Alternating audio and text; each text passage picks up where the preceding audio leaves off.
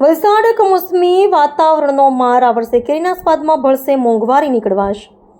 દક્ષિણ ગુજરાતની શાન ગણાતી વલસાડી હાફૂસ અને કેસર કેરીના શોખીનો માટે આ વર્ષે માઠા સમાચાર સામે આવી રહ્યા છે.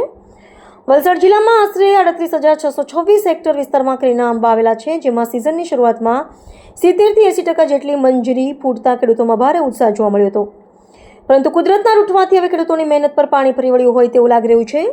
સ્થાનિક ખેડૂત રૂપેશ કુમારના જણાવ્યા અનુસાર આ વર્ષે કેરીના પાકને જેવું સાનુકૂળ વાતાવરણ મળવું જોઈએ તે મળ્યું નથી. કમોસમી ફેરફારોને કારણે આંબા પર લાગેલી મંજરીઓની કળીઓ પીળી પડીને ખરી ગઈ છે.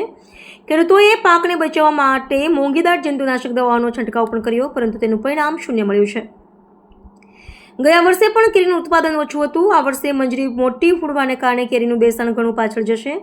જો કેરી તૈયાર થતાં મોડું થશે તો આગામી ચોમાસું પણ પાકને નુકસાન પહોંચાડી શકે તેવી ભીતિ સેવાઈ રહી છે. જેમ શિયાળાને દ્રાક્ષ ખાટી લાગતી હતી કારણ કે તે તેના પહોંચની બહાર હતી, તેમાં વર્ષે સામાન્ય અને ગરીબ વર્ગ માટે પણ કેરી ખાટી સાબિત થશે.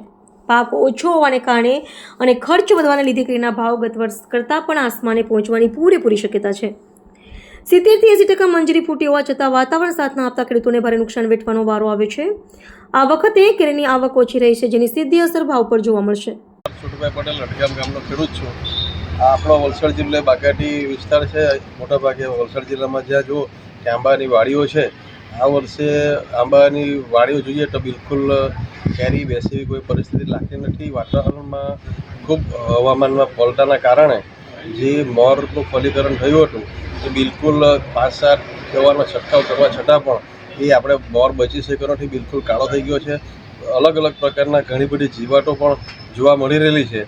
એ જીવાતો પણ દવાનો છંટકાવ કરવા છતાં મટી શકી નથી. એના કારણે જે ફલીકરણ થયું છે પણ જે બેઝ બેસવો જોઈએ એ બિલકુલ બેસતો નથી.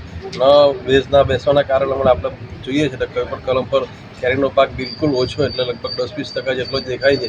એટલે આ વખતે માર્કેટમાં કેરી સારા પ્રમાણમાં આવી કોઈ શક્યતા લાગતી નથી, અને કેરી માર્કેટમાં આવશે તો ભાવ બી શું રહેશે એ પણ આપણને ખ્યાલ એવું લાગી રહેલો નથી.